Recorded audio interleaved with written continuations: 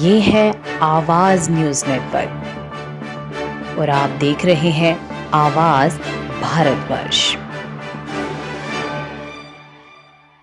खेल गए जयराम, दे दिया पैगाम, न छोड़ेंगे मैदान और हो जाओ सावधान।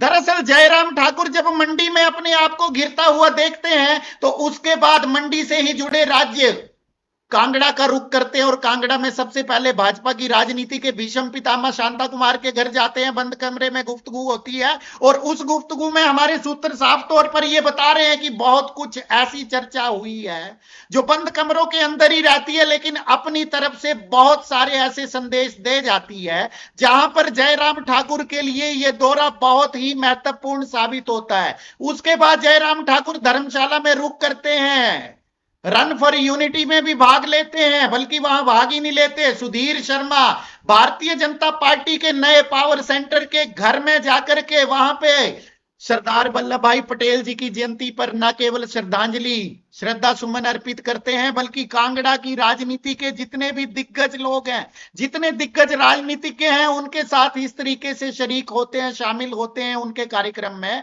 कि ऐसा लगता है कि मान लो उन्होंने सबको अपने साथ ले लिया है। वहीं अगले दिन अखिल भारतीय विद्यार्थी परिषद यानी भाजपा की नर्सरी, राजनीतिक नर्सरी, जहां से सारे छात्र भाजपा की राजनीति से जुड़ते हुए आगे बढ़ते हैं, वहां एक बार शांता कुमार जी से फिर मिलते हैं और शांता कुमार जी के साथ जो उनकी तस्वीर वायरल होती है वो अपने आप में बहुत सारे संदेश छोड़ के जाती है। वो ये साफ तौर पर कहती है कि शांता कुमार जी के साथ कुछ तो ऐसी चर्चा हुई है जो जयराम ठाकुर को अभेदान देती है। हमारे सूत्र साफ तौर पर बता रहे हैं कि वहां पर शांता कुमार ने जयराम ठाकुर को डांटा भी है। ये ब्रेकिंग फिर से सुन लीजिए। शांता कुमार ने जयराम ठाकुर को इस बात को लेकर के डांटा है कि आपकी पिछली सरकार, जिस तरीके से शांता कुमार जी पहले भी कह चुके हैं कि पिछली सरकार के ऊपर भ्रष्टाचार के आरोप लगे थे, इसलिए वो सरकार सत्ता में नहीं आ पाई थी। तो इस बार भी शांता कुमार ने बिल्कुल साफ तौर पर जयराम ठाकुर को कह दिया है कि पालमपुर से आशीर्वाद तभी मिलेगा जब भ्रष्टाचार के खिलाफ लड़ाई लड़ने के लिए आपकी तैयारी पूरी हो। तो ऐसे में शांता कुमार जी को भी जयराम ठाकुर ने साफ तौर पर कह दिया है, जिस तरीके से आवाज भारतवर्ष कह रहा है कि अब ये जयराम ठाकुर वो जयराम ठाकुर नहीं है जो 5 साल पहले हुआ करते थे, या 5 क्या लगभग 8-9 साल या 10 साल पहले हुआ करते थे, क्योंकि अब जयराम ठाकुर ने राजनीति में वो कलाबाजियां सीख ली हैं और अब जिस तरीके से जयराम ठाकुर राजनीति में अकेले पड़ते जा रहे थे और उसके बाद उनकी जो फ्रस्ट्रेशन थी आपको दिखा था, निराशा का भाव जिस तरीके से अनुराग ठाकुर के दौरे के बाद उनकी प्रतिक्रिया में आपको दिखा था, लेकिन अब उन्हीं जयराम ठाकुर ने अपनी जुबान से कोई उत्तर या जवाब देने के बजाय ऐसा तुरूप का इक्का चला, वो सीधे कांगड़ा निकले और कांगड़ा में भी सीधे भारतीय जनता पार्टी के भीषम पितामह के पास आशीर्वाद लेने पहुंचे और न केवल उनसे आशीर्वाद लिया बल्कि धर्मशाला जाकर सुधीर शर्मा के गढ़ में वहां पे भारतीय जनता पार्टी के कार्यक्रम में शामिल होके पूरे कांगड़ा को अपने साथ दिखाने का पूरी तरह प्रयत्न किया और उस प्रयत्न में कितने वो कामयाब हुए हैं ये तो आने वाला वक्त ही बताएगा। लेकिन ये पूरी तरीके से जयराम ठाकुर ने पार्टी के अंदर ही अपने विरोधियों को संदेश दे दिया है, जिस तरीके से हम बार बार आपको कह रहे हैं कि खेल गए जयराम, दे गए पैगाम, ना छोड़ेंगे मैदान, हो जाओ सावधान। ठाकुर साहब, जयराम ठाकुर के इस मास्टर स्ट्रोक को आप किस तरीके से देखते हैं?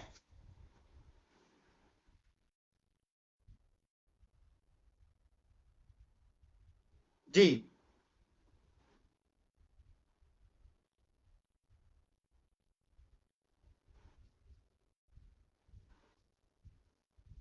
माफ कीजिएगा ठाकुर साहब, 1 मिनट, शायद आपकी आवाज जो है वो नहीं आ रही है। अब आप बोलिएगा ठाकुर साहब, आपकी आपकी आवाज अब आ रही है जी। मैंने कहा कि सुबह का भूला हुआ शाम को घर लौट आए, तो उसको भूला हुआ नहीं कहते हैं। कुछ वैसा ही जयराम ठाकुर जी ने किया है अपने, जो उनसे एक गलती मंडी में एक छोटी सी घटना के बाद हो गई थी। जैसे ही वहां पर अनुराग ठाकुर जी के लिए कुछ नारे लग गए, जी, तो वो मैं अपने जब दर्शकों से पूछना चाहूंगा, पहले ठाकुर साहब माफी चाहूंगा, आशा है अब आपको आवाज आ रही होगी।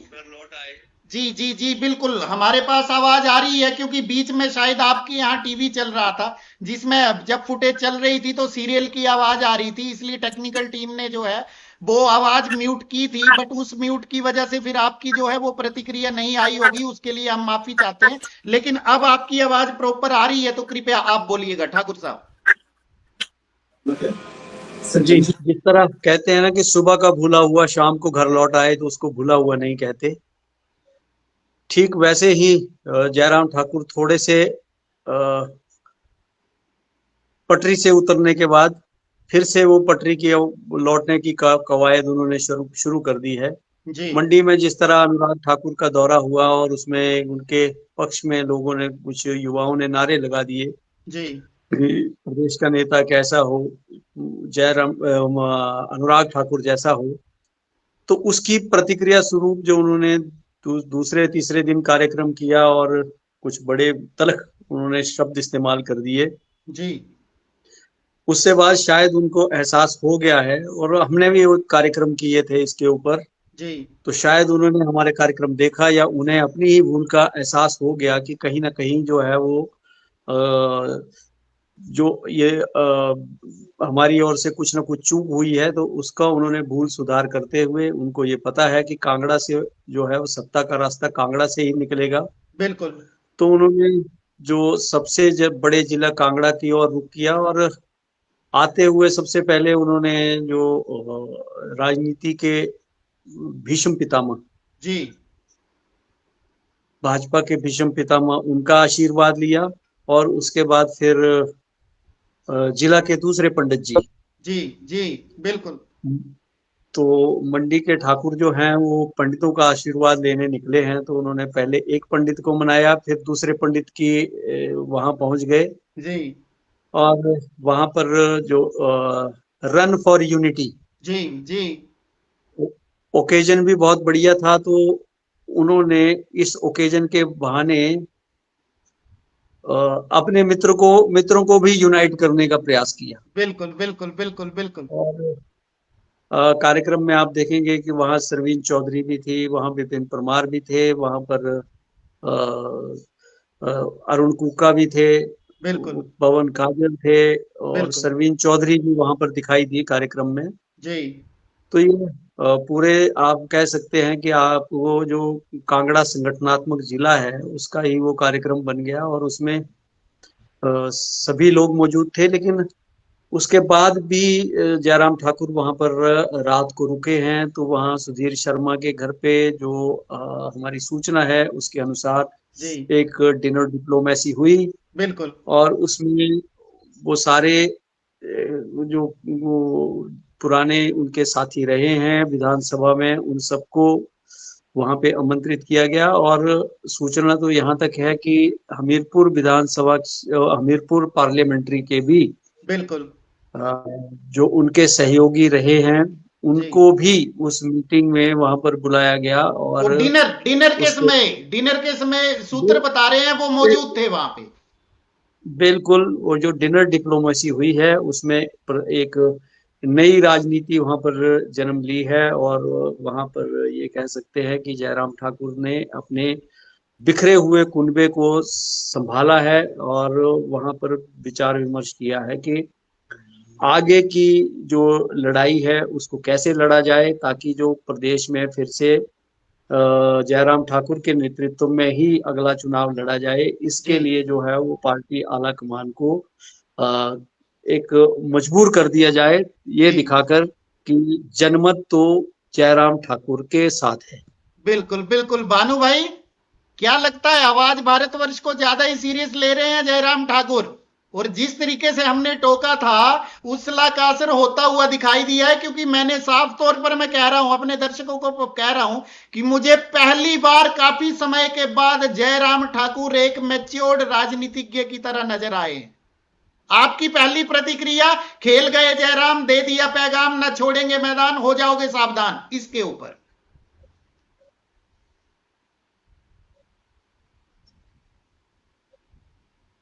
भानु भाई, आप तक मेरी आवाज आ रही है? आ रही है, बिल्कुल आ रही है। मेरा म्यूट था, जी सॉरी। जी जी बिल्कुल, जैसे कि ठाकुर साहब ने बिल्कुल सही कहा। तो देखिए, मैं भी यही कहूंगा कि जो मंडी में कार्यक्रम हुआ अनुराग ठाकुर का, और जी उसको लेकर हमने भी एक कार्यक्रम किया था कि एकदम बुखला गए थे जयराम जो है, और बुखला कर जो उन्होंने बयानबाजी कर दी थी।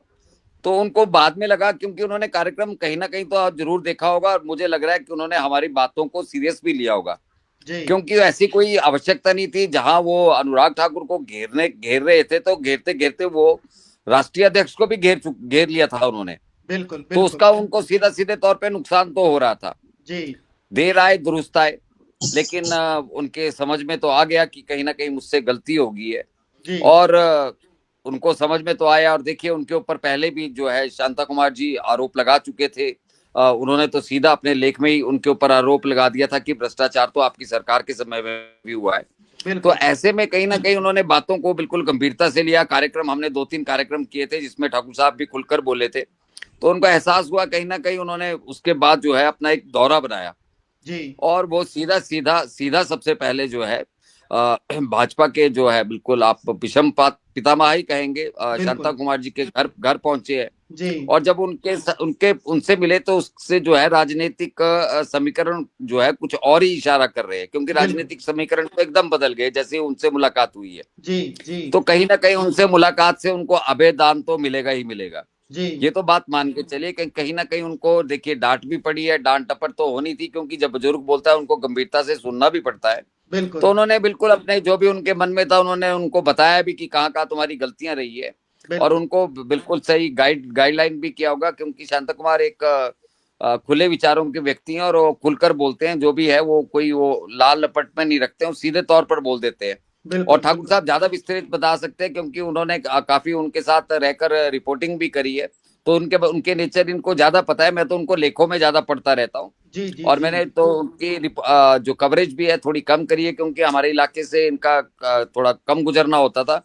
लेकिन ठाकुर साहब का तो वहां पर शायद टकराव होता भी रहता था, और ये उनको बिल्कुल। चलिए देखते भी ठाकुर रहे साहब होंगे के उनको पास ही चलता हूं। ठाकुर साहब, दौरे का पहला दिन सीधे दस्तक शांता कुमार जी के घर में, शांता कुमार जी जी। से अकेले बंद कमरे में गुफ्तगू। क्या लग रहा है, जो आशीर्वाद समीरपुर से नहीं मिल पाया, उसकी काट जयराम ठाकुर ने पालमपुर से निकाली? क्योंकि पालमपुर का आज भी विषम पितामह का घर, वहां से जो आदेश जारी होता है वो भाजपा के अंदर खलबली मचा देता है। तो ऐसे में शांता कुमार जी का आशीर्वाद लेना सीधे तौर पर राजनीति को क्या दर्शा रहा है? पहली प्रतिक्रिया। मुकेश जी, जैसे जयराम ठाकुर जी ने नड्डा जी को सिर्फ बिलासपुर तक समेट दिया था, अगर हम शांता कुमार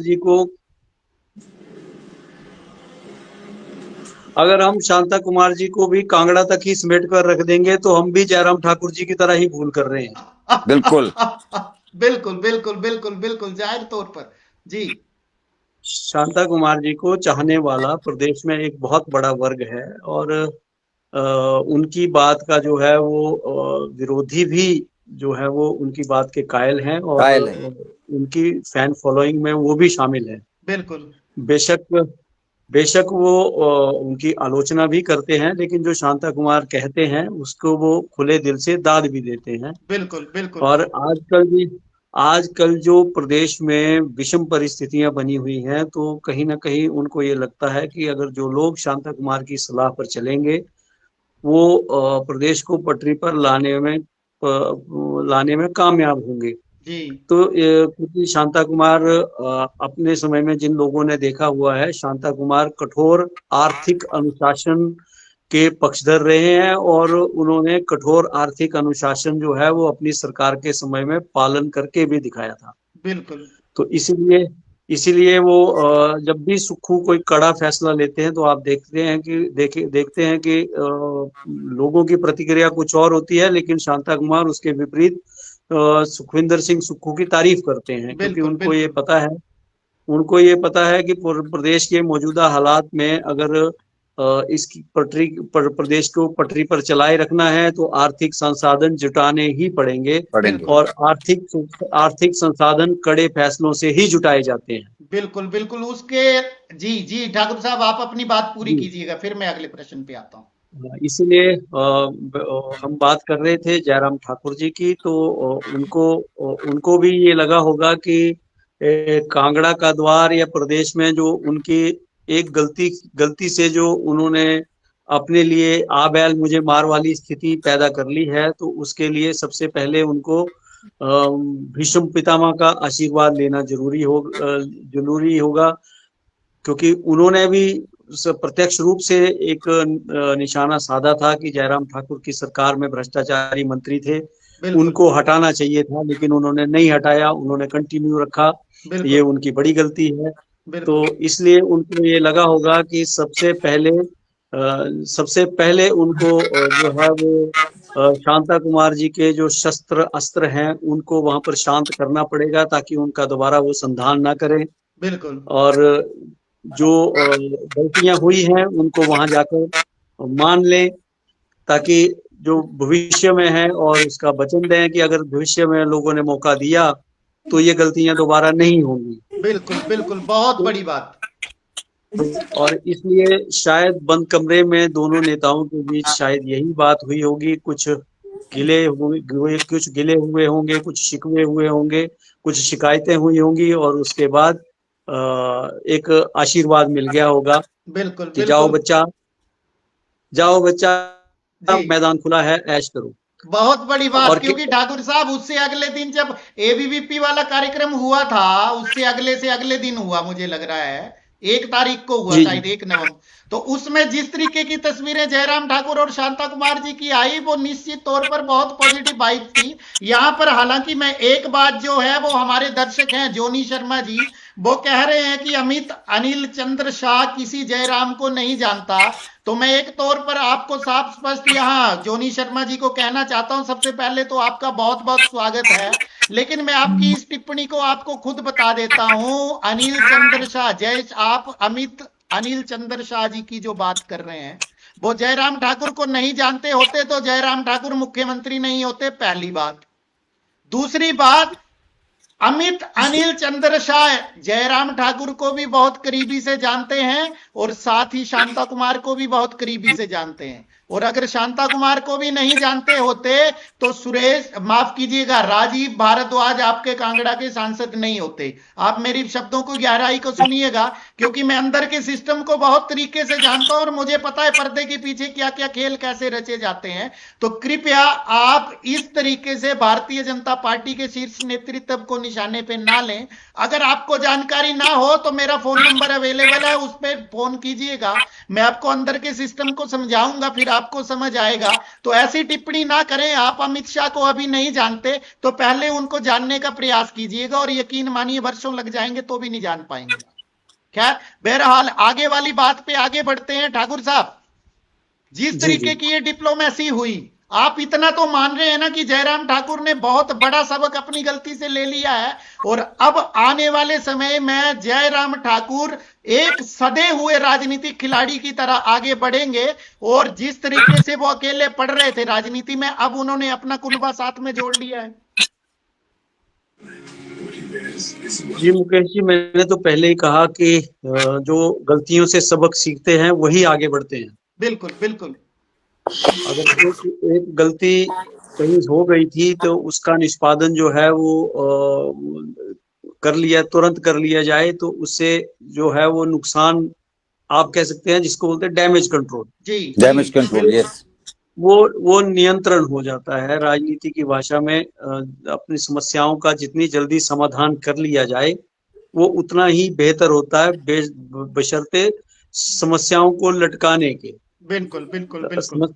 आप गलती करोगे और उसके ऊपर डटे रहोगे तो आप अपना ही नुकसान करते हो। और जयराम ठाकुर ने जो गलती की थी उसकी भरपाई के लिए उन्होंने जो कांगड़ा का प्रयास किया है, मुझे लगता है कि वो कहीं ना कहीं वो उसमें सफल हुए हैं। और धर्मशाला में जो उन्होंने धर्मशाला में जो उन्होंने जो पंडित जी के यहाँ, छोटे पंडित के यहाँ, छोटे पंडित जो के यहाँ, नए पावर सेंटर के यहाँ, छोटे, तभी तो मैंने कहा छोटे पंडित के यहाँ जो उनका रात्रि का जो भोज हुआ, और उसमें जो वहां पर जो चर्चा निकली है, उस चर्चा में से उनको जो आप कह सकते हैं विचार कुंभ जो निकला है, उसमें से कहीं ना कहीं अमृत जो है उनके हिस्से में आया है, ताकि फिर से जो जयराम ठाकुर के जो राजनीतिक जीवन है जिसको ग्रहण लग रहा था, वो मुझे लगता है कि उससे कहीं ना कहीं फिर से संजीवनी जो है वो दोबारा मिलती हुई दिखाई दे रही है। चलिए, बहुत बड़ी बात, क्योंकि ठाकुर साहब हमें ना स्पेशली 1 घंटे का, आज बहुत सारी खबरें आ गई, लेकिन 1 घंटे का अभी भी इसके ऊपर कार्यक्रम बनता है जहां एक एक बात को डिकोड करेंगे। बहरहाल भानु भाई, आपसे भी अंतिम सवाल के ऊपर आता हूं। पहले बड़े पंडित जी, उसके बाद छोटे पंडित जी, और छोटे पंडित जी के घर में हमीरपुर के बहुत दिग्गज ही कहूंगा, क्योंकि वो दिग्गज इसलिए क्योंकि वो हमीरपुर के विरोधी माने जाते हैं नेता, और उन्होंने हमीरपुर के हस्तक्षेप के होने के बाद भी चुनाव जीत के दिखाया था, और एक तो ऐसे दिग्गज जिन्होंने हमीरपुर को ही हरा दिया था। अब तो नाम लेने की भी आवश्यकता नहीं रहेगी, दर्शक पूरी तरह जान गए होंगे। ऐसे दिग्गज डिनर में मिलते हैं तो आप खुद यकीन मानिए किस तरीके की चर्चा हुई होगी। और दूसरी बात, ये तमाम चीजें ऑर्गेनाइज हो रही हैं सुधीर शर्मा के घर पे, डिनर वहां पे हो रहा है, तो क्या मान के चलें कि ये राजनीति में नया समीकरण उभर के आ रहा है? बिल्कुल, देखिए मुकेश जी, बिल्कुल जो छोटे पंडित, भानु भाई, आपका सिग्नल कट रहा है, आप सुन पा रहे हैं मुझे? और डिनर डिप्लोमेसी वो जानते हैं, बेहतरी से जानते हैं कि डिनर डिप्लोमेसी, हाँ सुन पा रहे हैं सर, और वो अच्छे ढंग से जानते हैं कि डिनर डिप्लोमेसी क्या कैसे होती है। तो उन्होंने अपने घर पर सभी को जो है एक मुश्त जो है साथ में जोड़ दिया, और जो भी गिले शिकवे थे वो डिनर डिप्लोमेसी में सारे खत्म भी कर दिए गए होंगे, और एकजुटता दिखा भी दी गई होगी। तो जो एक गलती हुई थी उनसे, तो उसमें सुधार तो करना जरूरी था, और उन्होंने समय से उसको सुधार भी लिया। पहले बड़े पंडित जी का आशीर्वाद ले लिया, उनसे आवेदन ले लिया, उसके बाद छोटे पंडित जी ने पूरा जो है कार्यक्रम रहा है, और उनको भी पता है कि जो विधानसभा जाने का रास्ता है वो कांगड़ा से होकर ही जाता है, तो उन्होंने बिल्कुल सही तीर निशाने पर मारा है, और उन्होंने सीधा कांगड़ा का रुख कर लिया और वो पहुंच गए। तो पहले बड़े पंडित जी से मिले, फिर छोटे पंडित जी से मिले, तो डिनर डिप्लोमेसी में बहुत सारी गैर चिंतन भी हुआ होगा, और अब थोड़ा सा पावरफुल भी लग रहे हैं, उनके अंदर एक अलग एनर्जी भी दिख रही है, क्योंकि आज उन्होंने चंडीगढ़ में प्रेस क्लब में जाकर भी प्रेस कॉन्फ्रेंस करी है। तो जो आज उनकी बॉडी लैंग्वेज थी वो थोड़ी डिफरेंट थी, मतलब रणनीति पूरी तरह बदल चुकी है भानु भाई, साफ तौर पर रणनीति पूरी तरह बदल चुकी है। जिस रास्ते पे जाने का प्रयास किया था, मुंह की खाके सीख ली है अब उससे जयराम ठाकुर ने, क्योंकि जिस ढंग से वो थोड़े से लग रहे थे, तो मायूस से लग रहे थे, तो लेकिन जो आज की प्रेस कॉन्फ्रेंस है, बल्कि ठाकुर साहब के सोशल मीडिया अकाउंट पे मैंने देखी, तो उनकी आज बॉडी लैंग्वेज थोड़ी डिफरेंट थी जी। तो शब्दों का तो बान ठाकुर साहब ज्यादा बेहतर छोड़ देते हैं, तो उन्होंने एक बड़ी बेहतर सी बात बोली, वो चलो यहाँ डिस्कस करने वाली नहीं है, अब मैं क्या बोलूंगा, तो है ना। चलिए ठाकुर साहब से ही क्लोज करते हैं। ठाकुर साहब, क्योंकि भानु भाई का सिग्नल थोड़ा ठीक नहीं आ रहा है, आपसे मैं पूछ लेता हूं, क्या लगता है कि अनुराग ठाकुर को मुंह तोड़ जवाब राजनीतिक रूप से मिला है और हमीरपुर के खिलाफ भी व्यू रचना हुई है? क्योंकि जिस तरीके से अनुराग ठाकुर ने बार किया, आप इस बार का प्रतिवार समझ के चल सकते हैं इस बात को लेकर के कि राजनीतिक उत्तर किस तरीके से दिया जाता है? मुकेश जी, आज मैं एक और डेवलपमेंट आपको कहूंगा कि आज अनुराग ठाकुर जी के भी मीरपुर सुजानपुर में कार्यक्रम था जी। तो वहां पर फिर से जैसे ही आज हिमाचल का नेता कैसा हो, अनुराग ठाकुर जैसा हो, जैसे ही ये नारा लगा, तो अनुराग ठाकुर जी ने तुरंत उस नारे को वहां पर रोक दिया और उन्होंने कहा कि इस प्रकार के नारे ना लगाएं, जी, आप पार्टी की जय जयकार करिए। बिल्कुल बिल्कुल। तो एक संदेश उन्होंने भी दे दिया है कि जो मंडी में नारा लगा था वो मेरी जानकारी के बिना जिन्होंने लगाया था उत्साह से लगा दिया, तो एक उन्होंने भी अपनी तरफ से जो हिमाचल प्रदेश में इस तरह का जो विवाद पैदा हुआ है उसको उन्होंने विराम देने का प्रयास किया है, और ये बिल्कुल अपने आप में एक हिमाचल प्रदेश की भाजपा की राजनीति के लिए एक सुखद संदेश है, जी तो जिससे जो बार बार मुख्यमंत्री ये कहते हैं कि हमें हिमाचल भाजपा में 5-5 पावर सेंटर हैं, तो कहीं ना कहीं अनुराग ठाकुर ने अपने इस जो एक छोटी सी जो अपने कार्यकर्ताओं को उनको एक है डांट कह लीजिए, उस डांट से जो है उन्होंने ये जो कांग्रेस के और मुख्यमंत्री के जो आरोप हैं उसको उसकी उन्होंने उस डांट से उसकी काट जो है उसको निकालने का प्रयास किया है। क्योंकि ठाकुर साहब मैं आपको बता देता हूं, जयराम ठाकुर के बड़े ही कोई करीबी हैं। हालांकि कई लोगों को बहुत सारी शिकायतें हो जाती हैं ना, जैसे मैं अभी भाजपा के एक बहुत बड़े नेता हैं, मैं नाम नहीं बताऊंगा, पर मेरे पास नोटिफिकेशन आ रही है, वो देख रहे हैं हमें। तो कई बार क्या हो जाता है कि किसी बड़े नेता के खिलाफ हम हल्का सा कुछ कहते हैं तो उनको बहुत चुभ जाता है और उनको हम दुश्मनों की तरह लगने लग जाते हैं।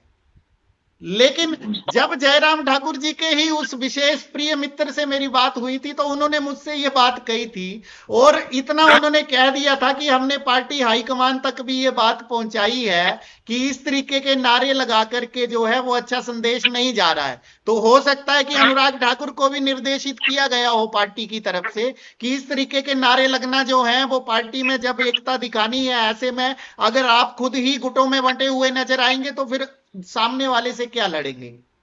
ठाकुर साहब।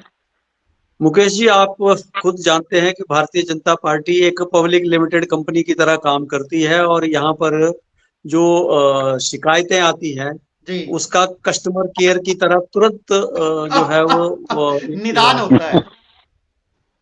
तो यहाँ पर आपको तुरंत समस्या समाधान होता है।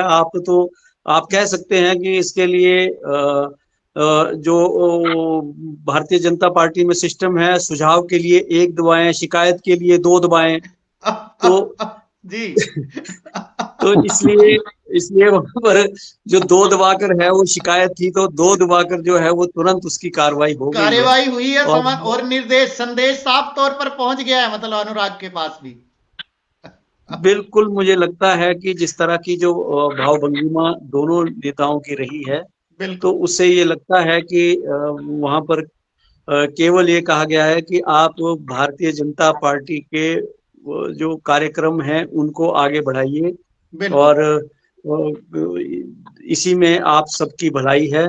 नहीं तो उनको भी पता लग गया है कि हमारी दोनों की लड़ाई में कोई तीसरा ना मलाई खा जाए। बहुत बड़ी बात, बहुत बड़ी बात। यानी कि इतना कहा जा सकता है ठाकुर साहब कि वो कौन सी कहावत है, लौट के बुद्धू घर को आए। बिल्कुल, आप कह सकते हैं लौट के बुद्धू घर को आए। तो दोनों ही तरफ इसी में मैं अब ऐसा नहीं है कि अनुराग भाई की तरफ, क्योंकि अदरवाइज उनके कहने वाले, उनके चाहने वाले कल फिर मेरे पास फोन आ जाएगा कि हमें तुमने लौट के बुद्धू घर के आगे। मैं जयराम ठाकुर और अनुराग ठाकुर दोनों के लिए ये प्रयोग कर रहा हूं कहावत। नहीं, वो ठीक है, वो 2 नंबर पे बटन दब चुका है ना, दोनों के लिए ही दबाया वो बटन। चलिए, आवाज भारतवर्ष का असर जो है, मुझे बड़ी हंसी भी आ रही है और खुशी भी हो रही है।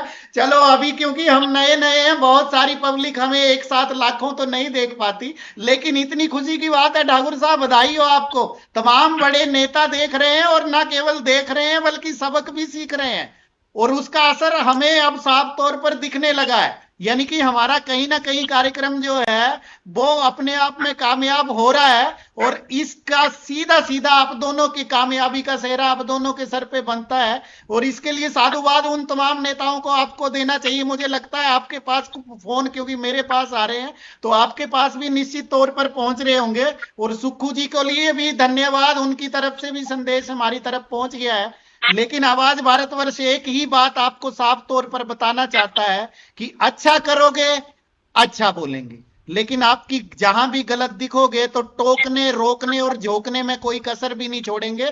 तो वहां आप ये भूल जाइएगा कि हम आपकी किसी भी पार्टी की चमचागिरी करेंगे या चाटुकारिता करेंगे। अगर चाटुकारिता करनी होती तो शायद आज किस देश के बड़े बड़े मीडिया संस्थानों में बहुत बड़ी बड़ी पोस्टों पर बैठे होते। लेकिन तीनों ही नहीं बैठ पाए क्योंकि चमचागिरी खून में ही नहीं थी। इसलिए पत्रकार ही रहना चाहते हैं और इसी लेवल पे केवल सच्चाई बताना चाहते हैं। तो तमाम पार्टियों के तमाम मित्रों से निवेदन है कि आप सबकी प्रतिक्रियाओं का स्वागत तो रहेगा, लेकिन जरा सी हम किसी की तारीफ करते हैं तो आप हमारी टांग खींचना शुरू कर देते हैं। और दुख पता कब होता है? सबसे ज्यादा दुख तब होता है जब आप कहते हैं कि कितने पैसे ले लिए या कितने में बिके। आप यकीन मानिए अभी तक किसी नेता के बाजुओं में इतना दम या रगों में ऐसा खून नहीं आया है जो हमें खरीद पाए। और दर्शकों से तमाम कुछ लोगों ने यहां गालियों का भी प्रयोग किया है, उनको एक ही निवेदन करूंगा कि अभी किसी माई के औकात नहीं हुई है माई के लाल में जो हमें खरीद पाए। जिस दिन होगी और जिस दिन बिकेंगे तो इस प्लेटफॉर्म पे बिल्कुल साफ कह के बिकेंगे कि हम बिक गए हैं। हमें वो बात भी कहने में कोई अतिशयोक्ति नहीं होगी। तो इसलिए केवल क्योंकि बहुत सारी बातें हो जाएंगी फिर मुद्दा फिर बढ़ जाएगा, और आपको पता मेरा बीपी बढ़ जाता है। और कई दर्शक तो लिखना भी शुरू कर दिए, अरे भाई थोड़ा शांत हो जा, हार्ट फेल हो जाएगा। तो आपको ये भी बता दूं, इतना कमजोर मेरी माँ ने मुझे नहीं जाना है कि मेरा हार्ट फेल हो जाए। और इस वक्त तक तो अभी मुझे नहीं लगता, हालांकि एक एक सांस ऊपर वाले ने दी हुई है, उसका पता नहीं कब ले लेगा, लेकिन इतना समझ के चलिए कि अभी तो कईयों का हार्ट फेल करना है। और यकीन मानिए 2027 से पहले ही कर दूंगा। पूरी तैयारी के साथ बैठा है आवाज भारतवर्ष। जब अपने तथ्यों और सबूतों के साथ लेके बैठेगा तो बहुत सारे लोगों का इस बार राजनीतिक करियर तो हम ले डूबेंगे। और जितने चोर लोग हैं वो तो सावधान हो जाएं, ये पहली प्रतिक्रिया मैं अभी बताए दे रहा हूं। बहरहाल फिर से बात बढ़ जाएगी। ठाकुर साहब अंतिम कमेंट 15 सेकंड में, उसके बाद भानुभाई का, और उसके बाद विराम देते हैं कार्यक्रम को।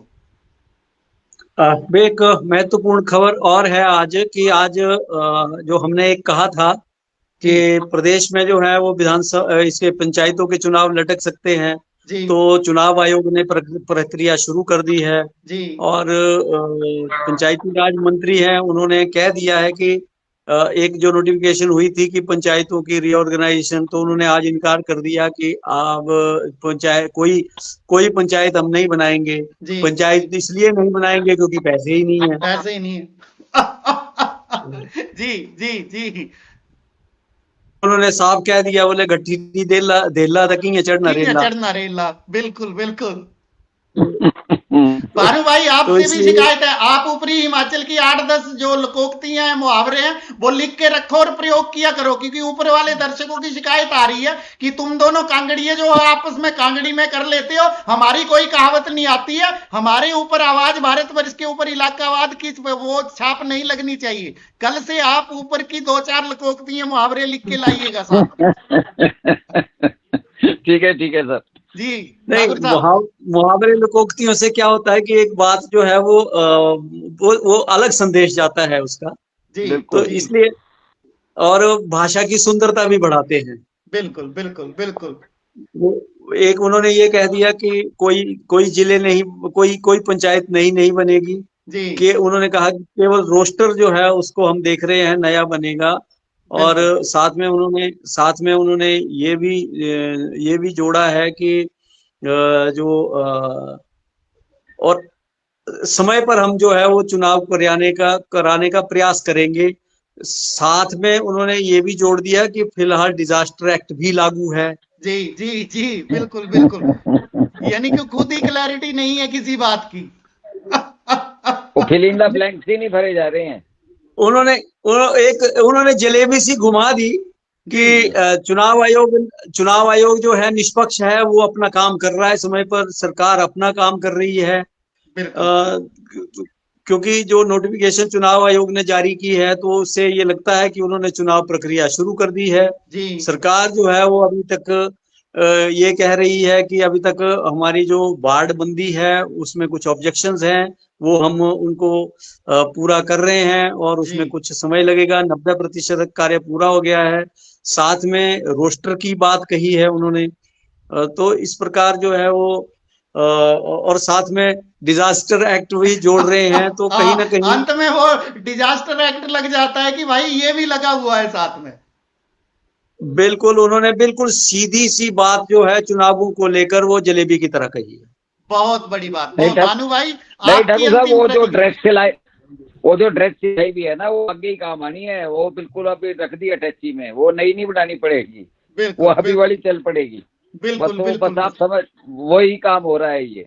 बिल्कुल। चलिए, बहुत बड़ी बात। अब मैं सीधे तौर पर के हुई प्रोग्राम का अंत है, तो विपिन सिंह परमार जी, आपका बहुत बहुत स्वागत है। आप हालांकि लेट हो गए थे थोड़े हमसे जुड़ने के लिए, लेकिन आपसे उम्मीद रहेगी, आप हमारे कार्यक्रम में जुड़ रहे हैं, बहुत बहुत धन्यवाद। और प्रकाश ठाकुर जी भी आपको मुझे लगता है कि धन्यवाद कहना जरूर चाहेंगे। वीरेंद्र कंवर जी, आपका भी बहुत बहुत धन्यवाद।